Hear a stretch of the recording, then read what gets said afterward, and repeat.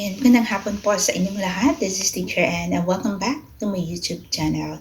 So, bago ako magbigay ng aking reaksyon, gusto ko munang batiin kayong lahat, mga kalingap, lalong-lalo na si Kuya Val Santos Matubang, si Ate Edna, si Kalingap Rob, and kayo pong lahat ng mga kasama ko dito sa mundo ng pagre-reaction and yung mga charity vloggers na sobrang sisipag and dedicated sa kanilang pagiging charity vloggers, and syempre yung mga sponsors, yung mga solid viewers and supporters sa Kalingap. Magandang araw po sa inyong lahat. So ayun, syempre gusto ko rin magbigay ng reaction at payo syempre kay Dr. Love, na kahit wala na siya dito sa Kalingap, papayuhan po natin, no, si Dr. Love.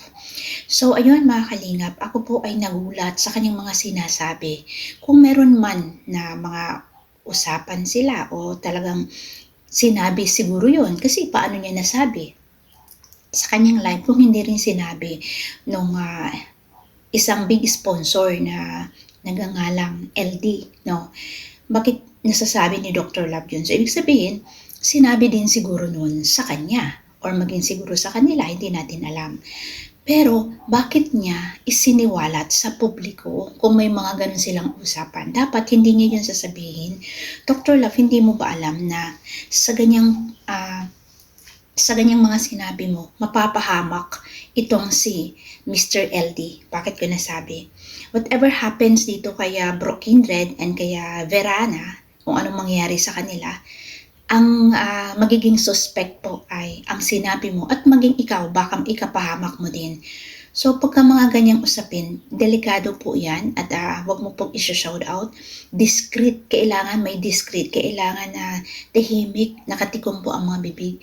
Kasi akala ko, Dr. Love, alam mo yung batas. O bakit mo sinabi yan?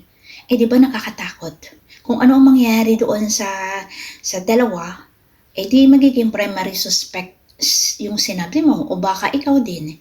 Di ba kailangan mag-iingat po tayo palagi, no, Dr. Love? At maging discreet. Ang lahat ng bagay na sasabihin sa social media, kailangan pag-isipang mabuti bago magsiwalat ng mga ganyang klase ng paratang kung ikakapahamak ba ng ating kapwa.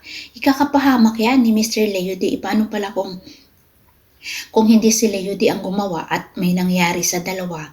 Diba? Halimbawa, may nangyari sa dalawa. Tapos, ang pagbubuntanan o magiging suspect ay yung sinabi mo. Pero sa totoo, hindi naman pala siya yung gumawa. Siya na yung mapaparatangan kasi ikaw yung nagsabi na ganun. O diba? So, makalingap, pakinggan po natin itong sinabi ni Dr. Love para hindi naman ako nagmumukhang nagsasalita na walang resibo. Ayan po, pakinggan po natin ang kanyang sinabi, mga kalingap. Luwi ka ng isang liyodi. Di ka binibiro. Pinahanap ka na doon sa lugar mo. Binili na yung tapang niya. Binili na Boss Leo. Sabihin niyo sa binili na yung katapangan niya. Alam niya na pinahanap mo na siya sa doon sa Davao? Alam na niya? Alam niya na rin na pinahanap mo siya sa Pagadian. Kaya hindi na makalabas ng kotse. Ang tapang niya eh. Oo, di ba? Hay nako, Dr. Love, parehas lang kayo matatapang. Matatapang sila, matapang ka din. Matatapang din kayo, di ba? Daming matatapang ngayon eh. Huwag ganyan. Huwag dadaanin sa kamay natin ang batas. Kung merong mga ganyan naghahamon sa inyo whatsoever, huwag niyong palitan ng ganyan. I mean, huwag niyong sagutin sa paraang paghahamon din. Diba? Kasi ang batas ay hindi natin ilalagay sa ating mga kamay. Bagkus ilagay sa tamang proseso. Yun lang ang aking masasabi.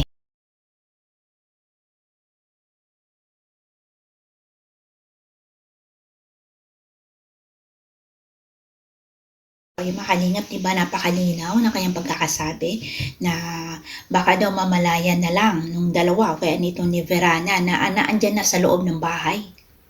Ito, kumbaga, pinapahanap na daw itong si Verana, maging si Bro Kindred, pinapahanap na daw. O, di ba? Nakakatakot. Ipaano kung, sabi ko nga, ipaano kung may mangyari sa dalawa, o ulitin ko, ipaano kung may mangyari sa dalawa at hindi naman pala itong si big sponsor ang may kasalanan. So, siya na yung mapaparatangan kasi siya yung sinabi. Di ba? Kaya nga pagka may mga ganyan nagbabanta sa buhay ninyo, ipapablatter dapat. Kasi kung anong mangyayari sa inyo, nakablatter, siya yung magiging suspect sa maaaring mangyari. So, ingat-ingat po tayong lahat. Ano po, minsan, nadudulas tayo ng ating mga sinasabi, hindi natin iniisip kung dapat ba o hindi dapat. So, hanggang dito na lang. And this is Teacher N. Muli nagsasabing magandang araw po sa inyong lahat. Tandaan po natin, ang bawat kasalanan ay meron pong kaakibat na kaparusahan. So, bago man tayo magsisi, kailangan pag-isipan ang mga desisyong gagawin sa ating buhay. That's all, guys. Bye-bye.